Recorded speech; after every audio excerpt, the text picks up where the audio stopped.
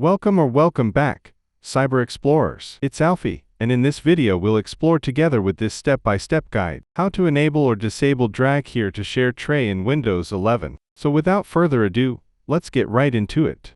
Microsoft introduced a new drag and drop share UI in Windows 11 with the May 2025 KB5058499 OS build 26100.4202 update. This tray-like interface appears when you drag files or content, making it easier to quickly share items using nearby sharing or other supported apps. For users who prefer a cleaner desktop experience, Microsoft now allows you to turn the drag tray on or off directly from system settings. This option is only available starting with the December 2025 update, KB5070311, OS builds 26200.7309. Steps to enable or disable drag here to share tray. Open Settings.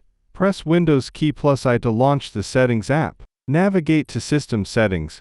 Go to System, then Nearby Sharing. Locate Drag Tray option. Enter the Nearby Sharing section. You'll see the new option, Drag Tray. Toggle the switch on to enable the tray. Toggle the switch off to disable it. Notes: if you don't see the setting, make sure your system is updated to the latest build. This setting is gradually rolling out, and availability may vary by device and market. The share tray setting might not yet be available on all devices yet. And that's it for today. If you found this video helpful, please give it a thumbs up, consider subscribing, and don't forget to activate the notification bell so you won't miss out on any new uploads. Thank you for watching. Until next time, see you later.